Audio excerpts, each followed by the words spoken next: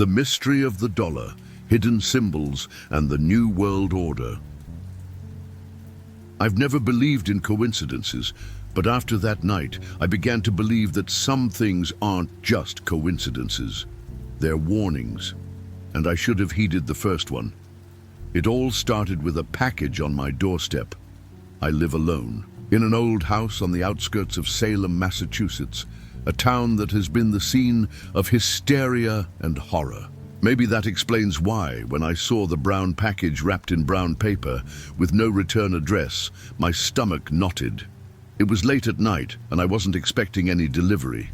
Still, I picked up the package and carried it inside. The package was light, almost as if it were empty. I carefully tore open the paper, and there it was, a single dollar bill. It wasn't an ordinary bill. It was old, worn, with frayed edges. I turned it over in my hands, and that's when I saw the letter. A folded piece of paper, yellowed with age, with a handwritten message in shaky letters. "They are watching you. Look for the symbols." I laughed. Of course I laughed. Who wouldn't? It sounded like something out of a cheap horror movie. But still, something about the message bothered me. Maybe it was the way the words seemed to have been written in a hurry, as if the person was afraid of being caught. Or maybe it was the fact that, as I held the bill, I felt a strange chill creep up my fingers, as if the paper were alive. I decided to examine the bill more closely. It was a regular $1 bill, with George Washington's face and all the usual symbols. The pyramid, the all-seeing eye, the motto, Novus Ordo Seclorum. But when I looked more closely, I noticed something I had never noticed before. Around the pyramid, there were small marks, barely visible, as if someone had scratched the bill with a needle. They were strange symbols like runes or hieroglyphics, but nothing I recognized. That was when I heard the noise. A low sound like something dragging on the floor, coming from the hallway. My heart stopped. I live alone. There shouldn't be anyone there. I gripped the note tighter, as if it could protect me, and slowly stood up, looking toward the living room door. The sound stopped, but the feeling that I wasn't alone only grew. "Is anyone there?"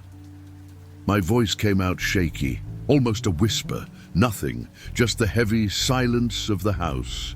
I took a deep breath, trying to convince myself that it was just my imagination. But when I turned to sit back down, I saw something that made me freeze. In the mirror on the wall, for a brief moment, I saw a figure behind me, a dark, faceless silhouette standing in the middle of the hallway. When I turned back around, there was nothing there. That night I couldn't sleep. I lay awake staring at the dollar bill, trying to decipher the symbols. Something told me this wasn't just some random thing. Someone had sent it to me for a reason. And whatever it was, I had the feeling I had just opened a door that shouldn't have been opened. And worse, the door was open to something on the other side. I couldn't stop thinking about that note. It had been days since the package had arrived, and I still held it in my hands, turning it over in the dim light of my desk, trying to decipher the tiny symbols around the pyramid. They seemed to form a pattern, but they didn't make sense, at least not to me. That's when I decided to take it seriously. I was a history professor after all. If anyone could figure out what it meant, it was me. I began my research in my office, surrounded by stacks of books on symbology, secret societies, and conspiracy theories. The more I read, the more disturbed I became. The symbols on the note weren't random. They appeared in ancient texts associated with cults that believed in mind control and mass manipulation. One name in particular kept coming up: the Order of the Eye. According to the books, the Order of the Eye was a secret group that had existed since colonial times, involved in dark rituals and experiments with the human mind. They believed that the symbols on the dollar bills, especially the all-seeing eye, were a way to subliminally influence people, preparing them for a new world order. I laughed at the idea at first, but the more I read, the harder it was. To dismiss it as madness, Then I came across something that made my blood run cold. In an old, dusty book, there was an illustration of the same symbols that were on my bill. They formed a code that, when deciphered, pointed to geographic coordinates. I grabbed my laptop and typed the coordinates into Google Maps. The location was a deep forest, about an hour away from Salem. I'm not the adventurous type, but something inside me, a quiet, insistent voice, told me that I had to go there. Maybe it was just curiosity, or maybe it was something deeper, as if the symbols on the bill were calling me. I grabbed a flashlight and a hunting knife, just in case, and got in my car. The forest was darker than I had imagined. Even with the flashlight, it was difficult to see more than a few feet ahead. The air was heavy, filled with the smell of wet earth and rotting leaves. I followed the directions until I reached a clearing, and that was when I saw it. An abandoned cabin, almost. Completely swallowed by vegetation. The cabin looked like something out of a nightmare. The wooden walls were rotting, and the roof was crumbling in parts. But what caught my attention most were the symbols. They were everywhere, etched into the walls, scratched into the ground, even on the trees around it. They were the same symbols on the dollar bill. My heart was pounding as I approached the door. It was ajar, creaking slightly in the wind. I pushed it slowly, and the sound echoed in the darkness. Inside, the air was cold, and the smell of mold was almost unbearable. The flashlight illuminated the interior, broken furniture, books scattered across the floor, and, in the center of the room, an old diary. I opened the journal with trembling hands. The pages were yellowed and covered in scribbles, drawings of symbols, notes about rituals, and phrases repeated like mantras. The eye sees all. The eye controls all. There were also mentions of a greater plan, something about contaminating minds through symbols and preparing the world for the new order.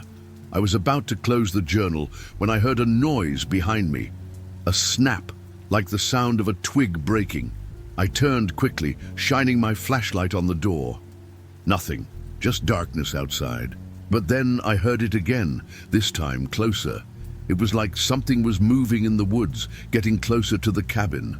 My pulse quickened, and a chill ran down my spine. I wasn't alone. "Who's there?" I called, my voice echoing in the silent night. No answer. Just the sound of the wind in the trees. But when I looked out the shattered window of the cabin, I saw something that made me freeze. Standing outside among the trees was a hooded figure. I couldn't see its face, but I felt the weight of its gaze on me. And then more figures began to appear. 1, 2, 3, all standing still, as if waiting. I didn't think twice. I ran out the back door, stumbling over roots and branches as the flashlight swung wildly in my hands. I didn't look back. I didn't need to. I knew they were following me. And worse, I knew this wasn't the end. I ran as if my life depended on it. And at that moment, I believed it did.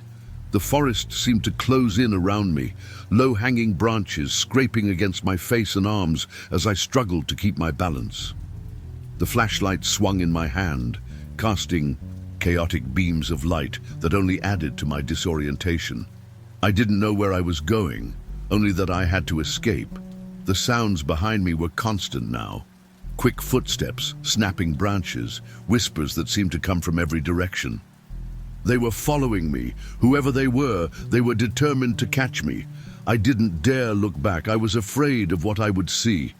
Finally, I reached the edge of the forest where my car was parked. My hands were shaking so badly that I could barely open the door. I tossed the flashlight onto the passenger seat and started the car, accelerating before I had even closed the door completely. I glanced in the rearview mirror, expecting to see the hooded figures emerging from the darkness, but the road was empty. Still, the feeling that I wasn't alone didn't leave me. I drove fast, my eyes fixed on the road, but my mind was still on the cabin, on those silent figures and those cursed symbols. When I got home, I locked all the doors and windows, as if that would protect me from whatever was out there. But the nightmare wasn't over. That night, as I tried to sleep, I heard the sound of footsteps in the hallway. They were light, barely audible, but I knew they were there. My heart raced and I huddled in bed, clutching the blanket like a frightened child. The footsteps stopped outside my room, and then came the sound that made me freeze. A soft knock on the door. Knock, knock, knock. I didn't breathe. I didn't move. I just lay there, listening. After a moment, the footsteps receded, and silence returned, but I knew it wasn't the end.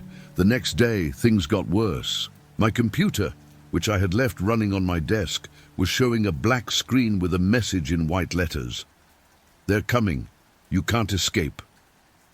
I unplugged the computer, but the message remained on the screen for a few seconds before disappearing. Then my cell phone rang. The number was unfamiliar. I answered, but there was only static on the other end of the line, and then a distorted voice whispering, "You shouldn't have touched that." I turned off the phone and threw it on the couch, my hands shaking. Someone was watching me. Someone knew what I had done. And worse, someone was inside my house. I decided to rummage through everything, looking for cameras or devices that could explain what was happening. It was then that I found something that made me stop. In the back of my sock drawer, there was a dollar bill, a new one this time, and around the pyramid were the same symbols I had seen before. But there was something different. This time, the symbols seemed to form a word. Contaminated. I dropped the bill on the floor, as if it were hot. What the hell was going on? How had it gotten in my drawer? And what did that word mean? That was when I heard the noise again. This time, it was coming from the living room. A low sound like something being dragged across the floor. I grabbed the hunting knife that was still in my backpack and approached. Slowly, my heart pounding so hard I was afraid someone might hear it. When I stepped into the living room, I saw something that made me stop.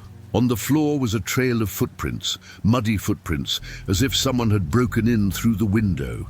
And in the center of the room was the dollar bill I had thrown on the floor. Only now it was burned around the edges, as if it had been set on fire. I didn't know what to do. I didn't know where to go. All I knew was that this was no coincidence. Someone or something was hunting me. And worse, I had the feeling that somehow I was already lost. I could no longer tell what was real and what was paranoia. The muddy footprints in the room, the burned note, the mysterious phone calls, it all felt like part of a nightmare I couldn't wake up from. But there was one thing I knew. I had to find out who was behind this. And to do that, I had to go back to the source. I decided to investigate the Order of the Eye. If they were real, if they were really behind the symbols on the dollar bills, then I had to find a way to infiltrate them. I spent days researching, scouring obscure forums and suspicious websites, until I found a clue, an address in an old part of town where the cult supposedly held meetings. It was a full moon night when I arrived at the location. It was an abandoned building with broken windows and graffiti-covered walls. From the outside, it looked innocuous, but I knew the danger lurked inside. Dressed in black, with my hood covering my face, I blended in with a group of people entering the building. They didn't seem to notice me, or if they did, they didn't care. Inside, the air was heavy, filled with the smell of incense and something else, something metallic like blood. The walls were covered in symbols, the same ones I'd seen, on the dollar bill and in the hut. The floor was dirt, and in the center of the room was an altar, covered with candles and strange objects, knives, goblets, and a stack of dollar bills. I hid in the shadows, watching as more people entered. They wore black cloaks with hoods, and their faces were hidden. Soon, the room was full, and a heavy silence fell over everyone. It was then that the leader appeared. He was tall, thin, and wore an expressionless white mask. When he spoke, his voice was soft, almost hypnotic. Welcome, brothers and sisters. Today, we celebrate the all-seeing eye. We celebrate control. We celebrate the new order. The crowd murmured in unison, and I felt a chill run down my spine. The leader went on, talking about the symbols on the dollar bills, about how they were a way to contaminate the minds of the people, preparing them to accept the New World Order. He talked about rituals, about sacrifices, and about how they were closer than ever to achieving their goal. It was then that he picked up one of the dollar bills from the altar and held it up. This is the key. Through it, we control the weak. Through it, we shape the future. I couldn't believe what I was hearing. It was all real. Everything I had read, everything I had learned, it was true. And I was in their midst. It was then that I made a mistake. My foot slipped on a rock, and I fell to my knees with a crunch. All eyes turned to me. The leader stopped talking and looked directly at where I stood. "We have an intruder," he said, his voice now icy. I didn't think twice. I got up and ran, pushing people in my path. I heard shouts behind me, running footsteps, but I didn't look back. I left the building and ran through the dark streets, my heart pounding like a drum. When I finally got home, I locked all the doors and windows again. But I knew it would be no use. They knew who I was. They knew where I lived. And worse, I had heard too much. I couldn't sleep. Every sound, every shadow made me jump out of bed in a cold sweat. They knew where I was. They knew what I had seen. And worse, I knew there was no escape. The Order of the Eye wasn't just a cult. It was a force that seemed to be everywhere, in everything, even in my mind. In the days after my escape, I tried to alert the authorities. I brought the journal I had found in the cabin. I showed them the dollar bills with the symbols on them. I told them about the ritual, but no one believed me. The police officer who attended to me looked at me like I was crazy, and the local history professor I consulted suggested I get some rest. They didn't understand. They didn't see what I saw, but I did. More and more, I began to notice the symbols everywhere. On the walls, in the streets, even on people's faces. They were everywhere, as if the entire world had been infected by this curse. And slowly I began to feel something change inside me. It was as if the symbols were infecting me, entering my mind, making me see things that shouldn't be there. One night, as I sat in my living room, staring at a dollar bill I'd left on the table, I heard the voice. It was low, whispering, and it was coming from inside my head. "You're already one of us." I tried to ignore it, but the voice only grew louder. It was telling me to join them, to accept what was happening. And somehow I knew it was right. I had touched the bill. I had seen the symbols. I was contaminated. It was then that I realized there was no going back. The Order of the Eye wasn't just out there. It was inside me. And the more I fought it, the more I felt myself losing control. That night, as I sat in my chair, staring at the mirror on the wall, I saw something that made me freeze. My reflection was no longer the same. My eyes were dark, almost black, and there was an expression on my face that I didn't recognize, a cold, almost cruel smile. And then the voice came back clearer than ever. "Welcome to the New Order." I couldn't resist. I had no choice. I grabbed the dollar bill from the table and held it tightly, feeling something strange happen. It was as if I was being pulled into it, into a place where there was no fear, no doubt, just control. When I looked in the mirror again, I was smiling. And for the first time in weeks, I wasn't afraid.